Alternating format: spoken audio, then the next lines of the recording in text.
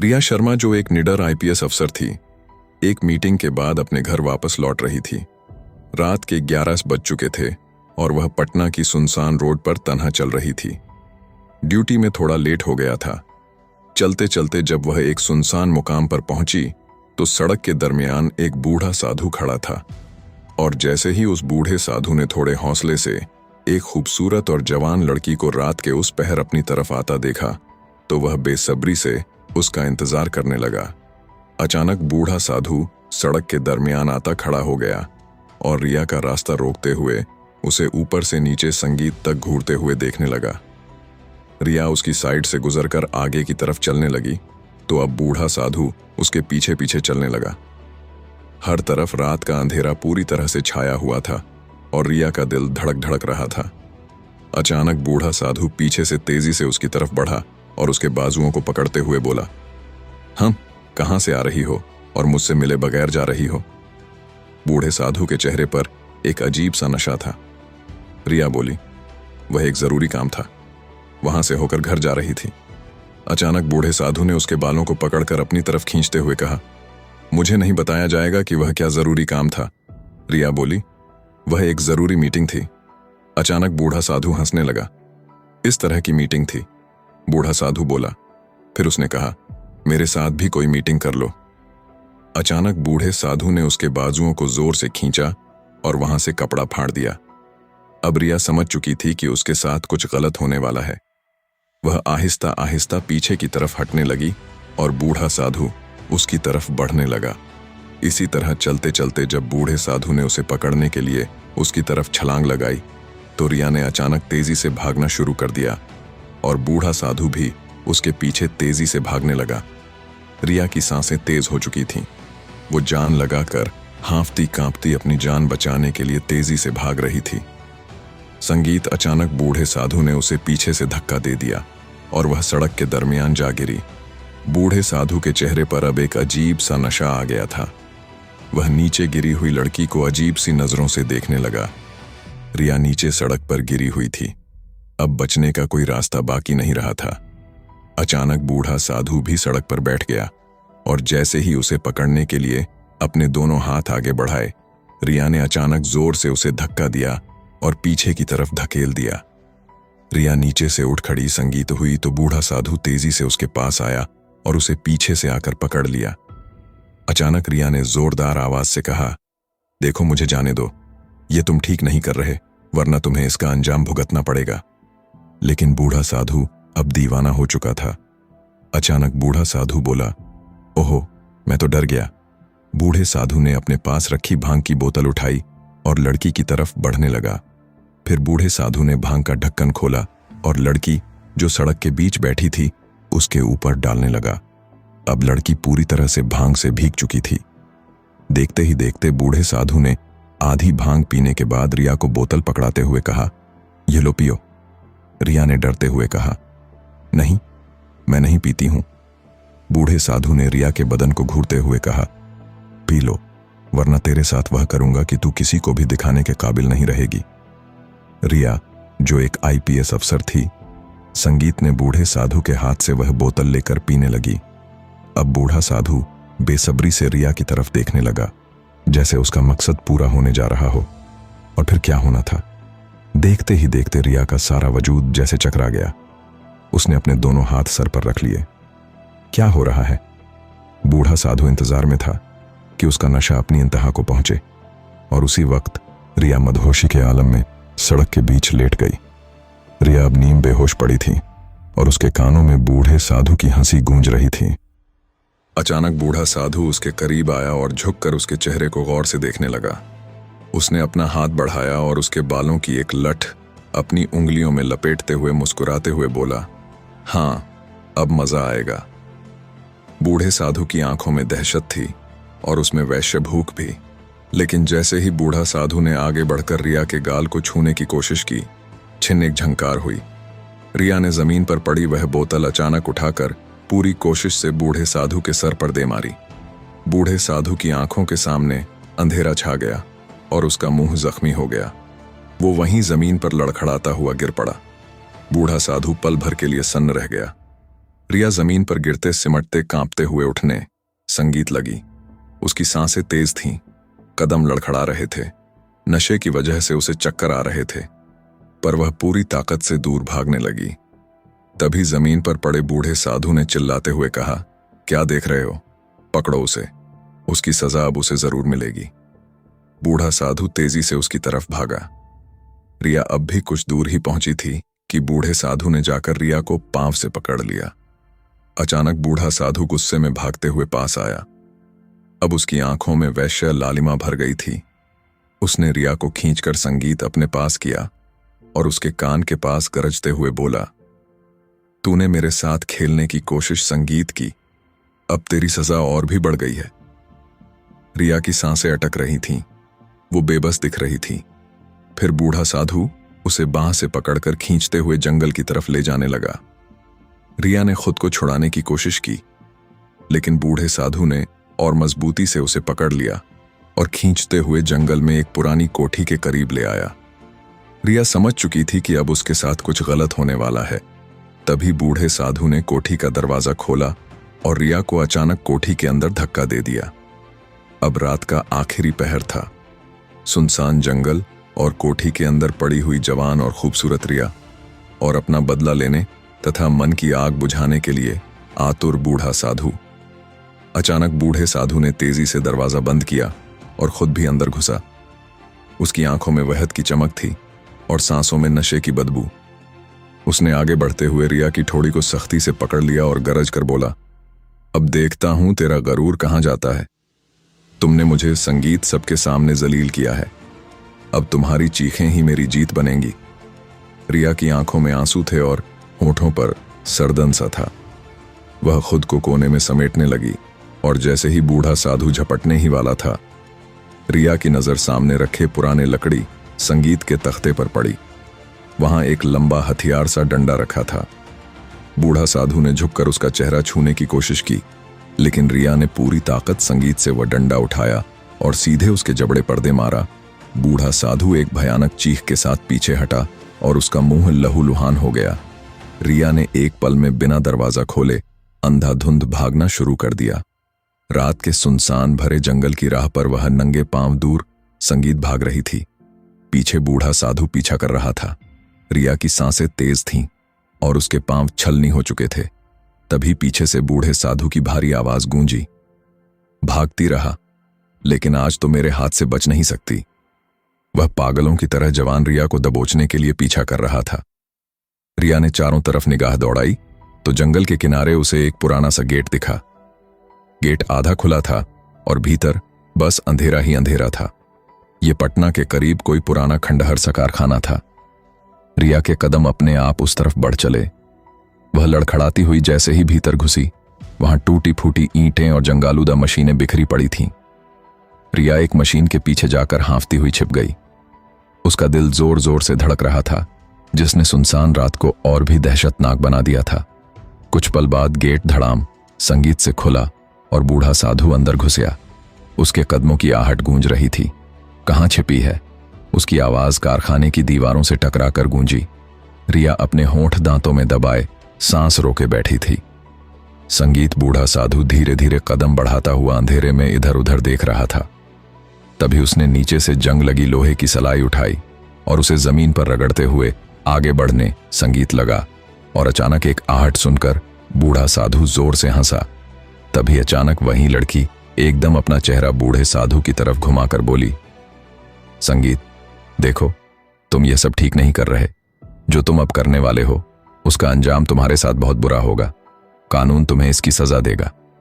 बूढ़ा साधु हंसते हुए बोला, अरे पागल लड़की, क्या तू अभी भी सोचती है कि मैं तुझे ऐसे ही जाने दे दूंगा? आखिर मैं एक साधु हूं। कानून वही है जो मैं चाहूं, और अभी इस वीरान जगह पर कोई तेरी चीखें सुनने वाला नहीं। रिया डरते डरते वहां से उठ खड़ी हुई। अब बूढ़ा साधु नजदीक आकर उसके शरीर की खुशबू सूंघने लगा। अचानक रिया ने एकदम बूढ़े साधु को जोर से पीछे की तरफ धक्का दिया और कारखाने से बाहर निकल आई। फिर तेजी से एक बार फिर दूर भागने लगी।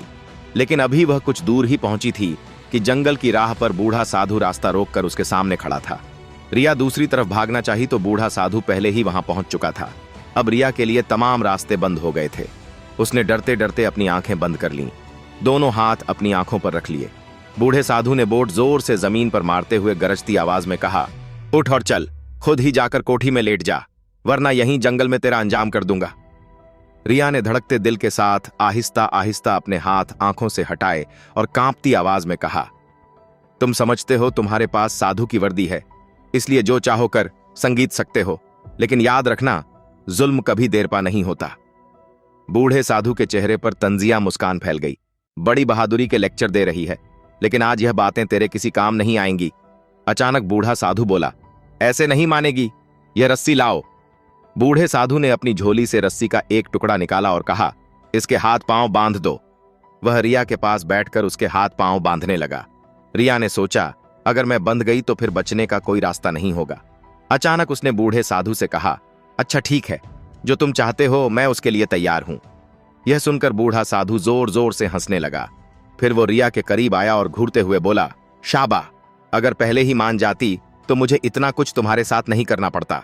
बूढ़े साधु के करीब आते ही जैसे वह वारफ्ता में हार मान चुकी हो। संगीत। बूढ़ा साधु पूरी तरह मुतमईन था कि अब यह लड़की उसके काबू में आ गई है। अब तू खुद ही तैयार है, फिर रस्सी की जरूरत नहीं, बस सीधे कोठी में बैठ जा। अब रिया उस सुनसान जंगल और अंधेरी रात में कोठी की तरफ चलने लगी। बूढ़ा साधु भी अपना मकसद पूरा करने के लिए उसके पीछे बेसब्री से चलने लगा।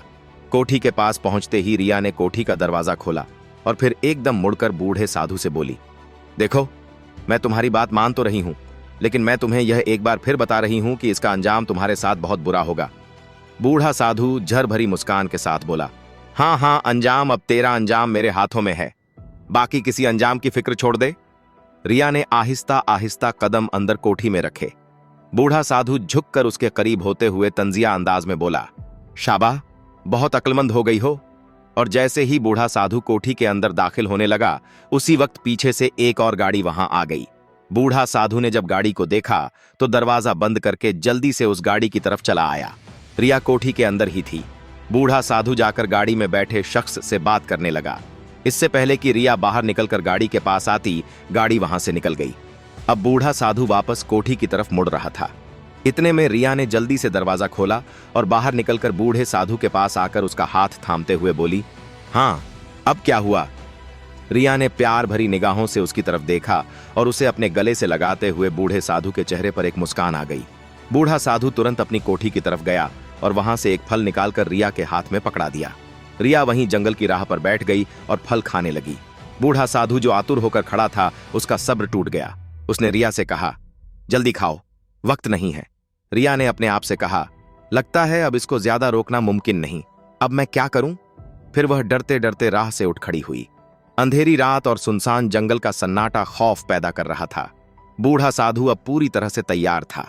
उसकी आंखों में हवस भरी चमक थी। अचानक बूढ़ा साधु आगे बढ़कर रिया के बाजू को मजबूती से पकड़ता है और भारी सांस लेते हुए बोला, चलो, अब तमाशा बहुत हो गया, समय बर्बाद मत करो। रिया ने एक पल के लिए अपने होठों पर अजीब सी मासूम मुस्कान तारी की, जैसे हार मान गई हो।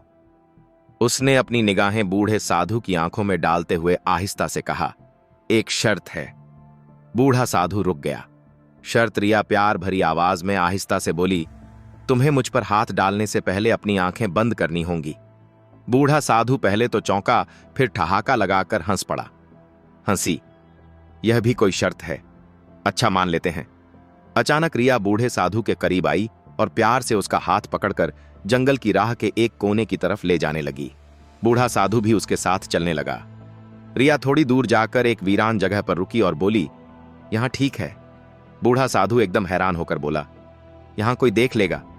रिया ने बूढ़ा साधु को उकसाते हुए कहा, तुम्हें किस चीज का डर है? आखिर तुम एक साधु हो। बूढ़ा साधु भी तुरंत जोश में आ गया और अपने घमंड में बोला, हां, ठीक कहा, मुझे किस चीज का डर भला? तुम यही कहती हो तो यही सही। बूढ़ा साधु घमंड और जोश के नशे में चूर था और सन्नाटा चारों तरफ फैल चुका था। सिर्फ दूर से हवा, संगीत के झोंके और कभी कभार जंगल के जानवरों की आवाजें आ रही थीं।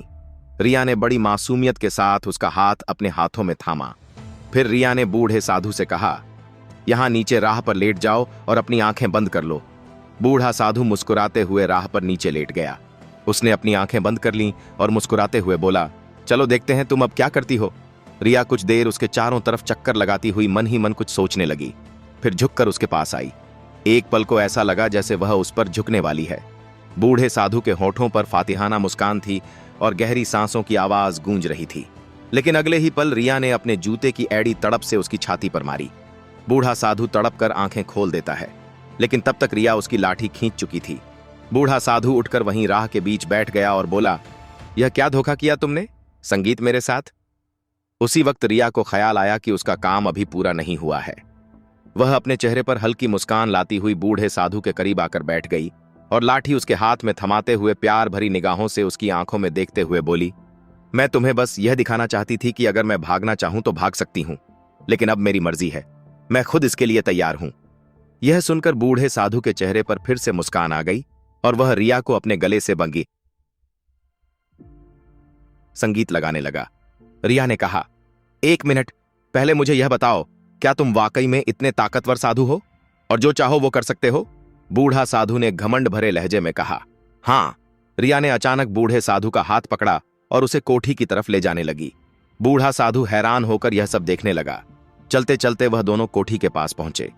अब उस सुनसान जंगल में रात का आखिरी पहर था और वहां सिर्फ रिया और बूढ़ा साधु मौजूद थे। जैसे ही वह कोठी के पास पहुंचे, रिया अचानक कोठी संगीत के अंदर दाखिल हुई और वहां से एक लाल रंग का दुपट्टा उठा लिया। रिया अब अपने असली मकसद की तरफ बढ़ रही थी। उसने कहा, मैं नहीं मानती कि तुम इतने पावरफुल हो और यह सब कर सकते हो। बूढ़ा साधु, जो अपने पद के घमंड में चूर होकर बोल रहा था, कुछ समझ नहीं पाया और अपने मोबाइल से रिया को उन सब लड़कियों की तस्वीरें दिखाने लगा जिनके साथ उसने गलत काम किए थे। वह बड़े घमंड से अपने गुनाह गिनाने लगा। कल मैंने ऐसा किया, परसों वैसा किया। मुझे संगीत पकड़ने वाला कौन है? आखिर मैं एक साधु हूं। रिया चुपचाप उसकी सारी बातें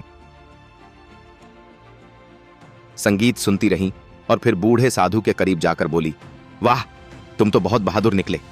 उसने बूढ़े साधु से कहा, आओ, मैं अब तुम्हारी बहादुरी देखना चाहती हूं। वो बूढ़े साधु को उसी सुनसान जंगल में दूसरी तरफ ले जाने लगी। संगीत, बूढ़ा साधु भी खुशी खुशी उसके साथ चल रहा था। वहां पहुंचकर रिया हंसते हुए बोली, तो क्या कह रहे थे बाबा जी, तुम्हें पकड़ने वाला कोई नहीं। यह कहते ही उसने अपने कपड़ों के अंदर छुपा हुआ संगीत कैमरा बाहर निकाला। वही कैमरा जिसमें बूढ़े साधु के सारे गुनाह, उसके घमंड भरे इकरार और हर खुदगर्ज हरकत रिकॉर्ड हो चुकी थी। बूढ़े साधु के चेहरे का रंग उड़ गया। वह घबराहट में तेजी से रिया की तरफ लपका ताकि कैमरा छीन सके, पर उससे पहले ही एक जोरदार थप्पड़ उसके मुंह पर पड़ा। अब वहां खड़ी लड़की वह बेबस रिया नहीं थी, बल्कि एक बहादुर आईपीएस अफसर अपने असली रूप में सामने आ चुकी थी। उसी समय पीछे से दो काली जीपों की हेडलाइट्स चमकी, धुआं उड़ाता हुआ ब्रेक की चीख गूंजी और अगले ही पल कमांडोज की टीमें गाड़ियों से बाहर निकल आईं। रिया ने हाथ का इशारा किया और देखते ही देखते बूढ़े साधु संगीत को जमीन पर दबोचा गया। बूढ़े साधु की टांगे काम न आने लगीं। कांपती आवाज में उसने कहा, यह लड़की झूठ बोल रही है। रिया उसके पास आई और एक और जोरदार थप्पड़ मारते हुए गर्व से बोली, तुम्हें पता है मैं कौन हूं? मैं आईपीएस अफसर हूं और यह टीम मेरे हुक्म पर यहां आई है। तुम समझ रहे थे कि यह खेल तुम मेरे साथ खेल रहे हो? असल में यह खेल मैंने तुम्हारे साथ खेला है। मुझे तुम्हारी दरिंदगी और लड़कियों के साथ गलत कदमों का पता चला, इसीलिए मैंने खुद यहां आकर तुम्हें हाथों पकड़ने का फैसला किया ताकि तुम खुद अपने मुंह से इकरार करो और तुम्हें सख्त सजा दिलवा सकूं। रिया ने फिर अपना कार्ड जेब से निकालकर बूढ़े साधु के संगीत मुंह के सामने किया। बूढ़े साधु की आंखें हैरानी और डर से भर आईं। रिया ने लात मारकर बूढ़े साधु को जमीन पर गिरा दिया और आदेश दिया, ले जाओ उसे मेरी नजरों के सामने से। कमांडोज ने बूढ़े साधु को गाड़ियों में डाल दिया और हवाले जेल में ट्रांसफर कर दिया गया। यह कहानी हमें सिखाती है कि साहस, बुद्धिमानी और दृढ़ संकल्प के साथ कोई भी व्यक्ति बड़ी से बड़ी बुराई का सामना कर सकता है और अंत में न्याय की हमेशा जीत होती है। दोस्तों, यह कहानी केवल मनोरंजन और शिक्षा के उद्देश्य से बनाई गई है। इसमें दिखाए गए सभी पात्र, घटनाएं और संवाद काल्पनिक हैं। किसी भी वास्तविक व्यक्ति, संस्था या घटना से संगीत इनका कोई संबंध नहीं है। कृपया इसे केवल कहानी के रूप में देखें और इसका आनंद लें। हम किसी की भावनाओं को ठेस पहुंचाना नहीं चाहते। अगर कहानी अच्छी लगी हो तो प्लीज हमारे चैनल को सब्सक्राइब और वीडियो को एक लाइक जरूर करें। धन्यवाद।